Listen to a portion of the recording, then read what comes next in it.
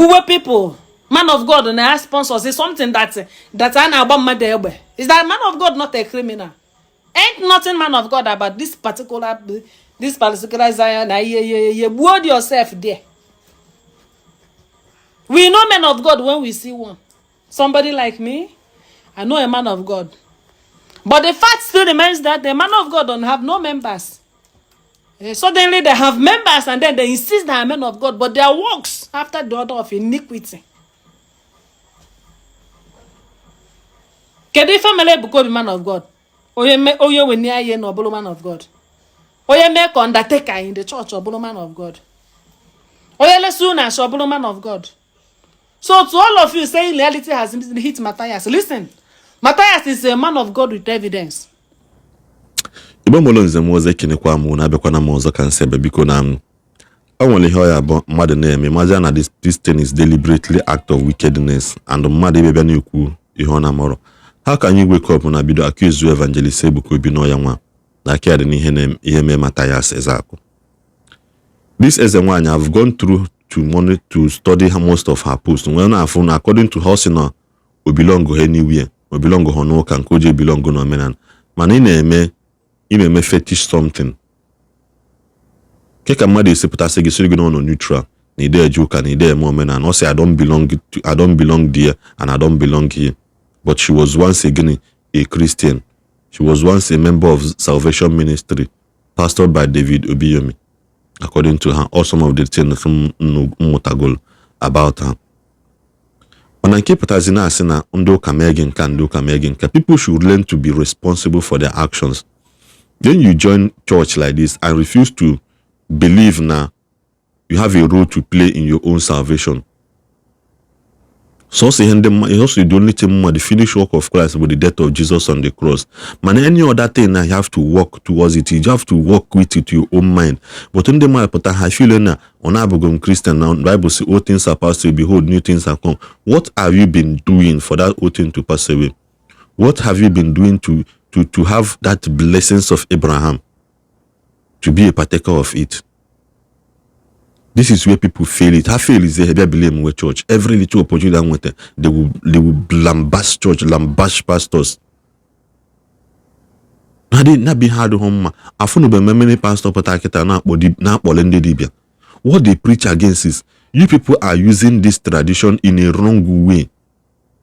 In a wrong way. Or the wrong makuni say use here. So inside that tradition, I can when they zibuye kami hana akon. When a lot of people make no zeketa amazi ihana akon that traditional, how will they enrich again their own pocket? When everybody put a pick your offense, now wipe a tradition. Nobody has the power to wipe away tradition. Nobody, quote me anywhere. They can only tell you, choose you this day the God you will serve, because all the Moses led the children of Israel from the land of Egypt. But you enter the promised land, they became again a contention to everybody.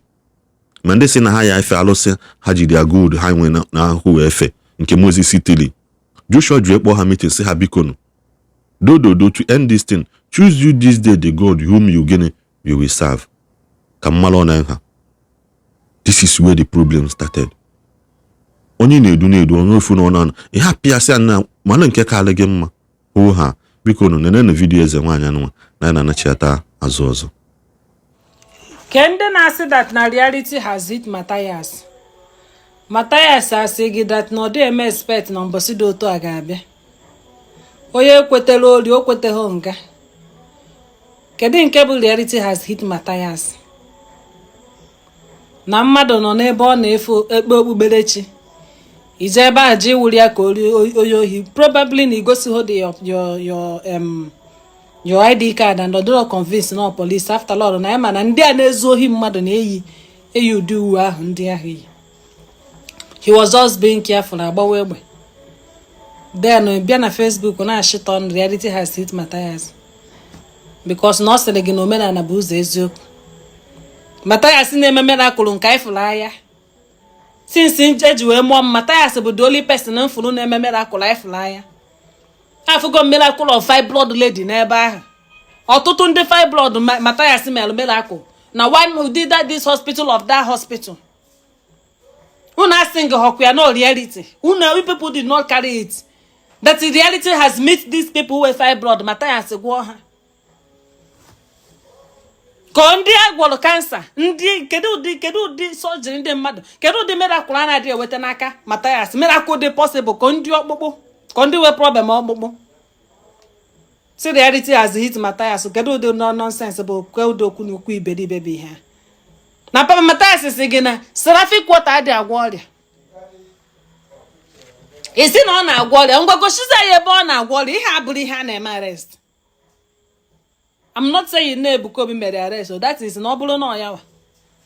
Iji so bad the law, ya bia no febo na ijiri agwo dia yafu. From time to time, ofo Ishi be test money, man the real sick person ayu wani ne man no ya akpuru Ishi.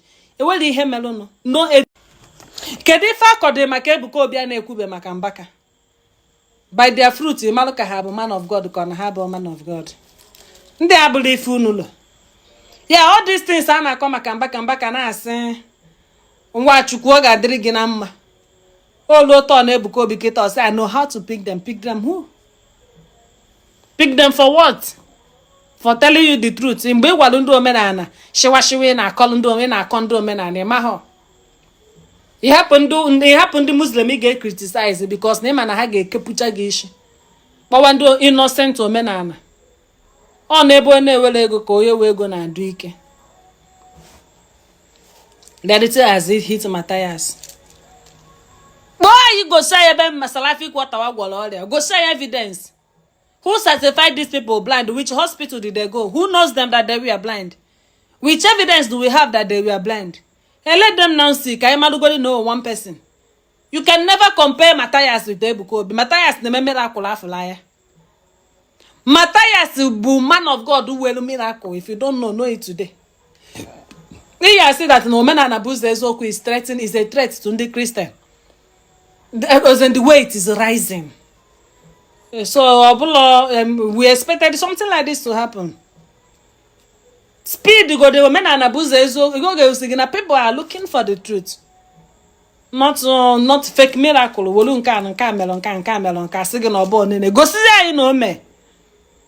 Isi na igwalo oye dalụ ngụlọ gosi na anyị nke akpọtarịrị ngụlọ oye nke dalụ ngụlọ ka their history ka the family history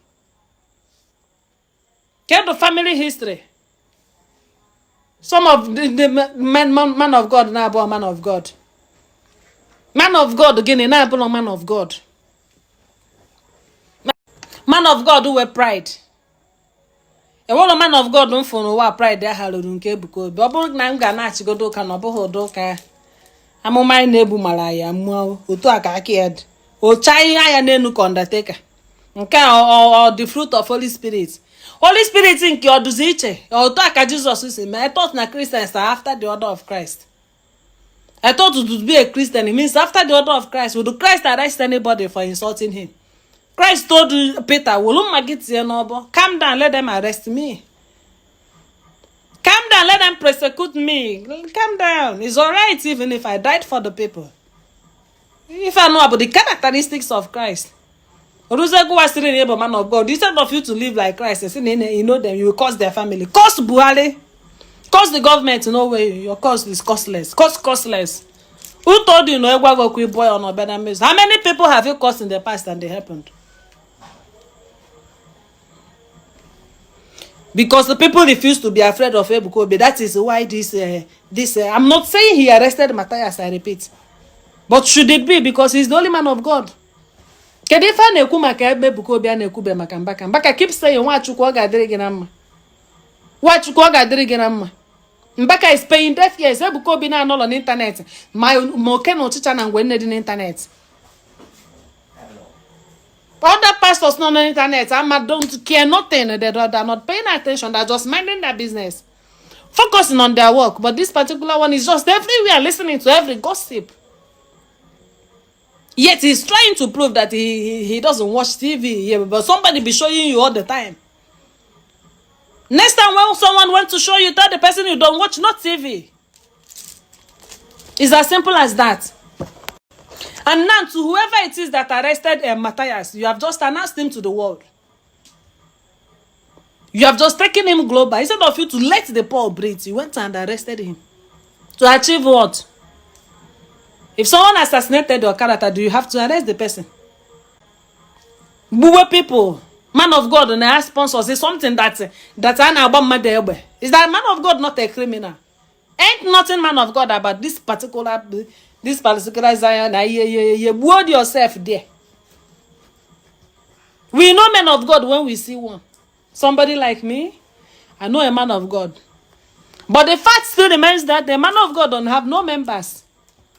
Suddenly they have members and then they insist they are men of God, but their works after the order of iniquity.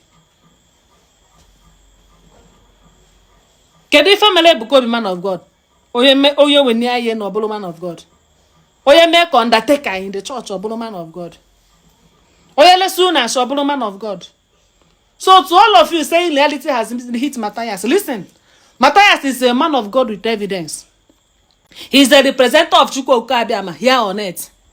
He has healed so many sicknesses single-handedly. We have evidence of Matthias' miracle. Only ask your pastors to bring evidence just like Matthias. Let us rest. It's not reality matter. Matthias has always been an advocate of reality. And he has always been expecting this kind of reality to happen to him. Just like all of us, we're expecting something like this. So it's not something you begin to mock Matthias that reality has hit him. Reality has hit him. Not to get potanoka. Now Jesus is false doctrine. Or you prove that Jesus is the right doctrine.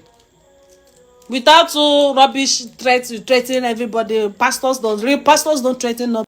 Ever heard that David Ogweli threatened somebody before? David Ogweli is sufficient in all his ways. Gentle, meek, and humble. Yet he is a lion. Yet he has branches across the globe. He has thousands and thousands of branches. He's among the Igbo man with the highest auditorium. How many parishes does Zion have? They are shouting like a tout everywhere. What is that?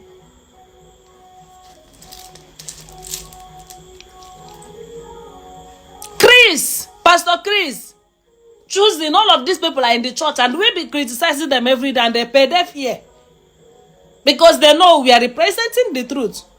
But they will be like just like every other leader, they want to be worshipped. In a sense, the other way, they're the people who are criticizing the workers, who wants to look like your workers, so sick, poor, ugly workers. Who wants to look like some of your workers? Who is competing with Ebuka Obi's worker? I am not his worker. For example, somebody like me can never be his worker, even if he's paying long life and prosperity. Who wants to compete with his worker?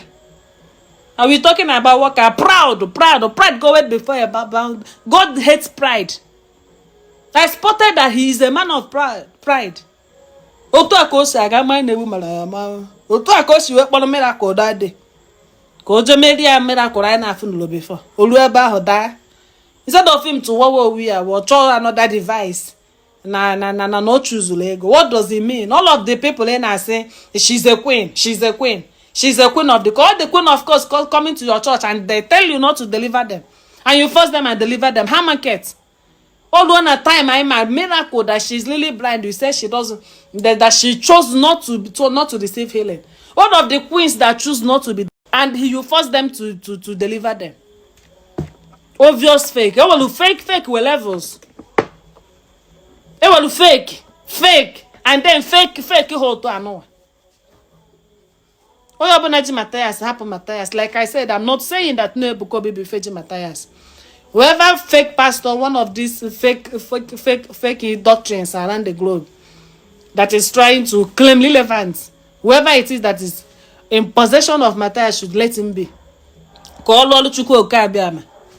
About Kwashiwa no never call reality have it. He will still come out. And he will still tell you more and more reality, whether you like it or not. Obone like it, me question here. I'm going to listen to channel like it and Ngwakabaro share this video. Subscribe while in this channel. Kabakwanaro can also look again full by sharing it and also subscribing and drop your comment na the comment section. Cause this video will naga viral mgbe na-asị jide ka iji ị na-ekwu eziokwu kwụsị eziokwu gị ị chọọ ife ụka fee ụka gị without tarnishing the image of omenala ị chọkwa n'ime omenala gị mee ya without tarnishing the image of ndị church mana for this lady na-asị na nọ in between is never gịnị possible a man nọ in between na-aghọta a man nọ in between even na mmiri nọ neutral color ịnwe anwa atụnye ihe n'ime kpam o change go color even if you did not see it so once ị bịa sị na ị nọ neutral onweghị ihe imewe that you can categorically confirm the neutral as long as no nweghị ihe itile aka na ya ịdị ọzọ neutral ịbagokwa into that thing ị na-eme ka ọ dị n'ọzọ ndị be anyị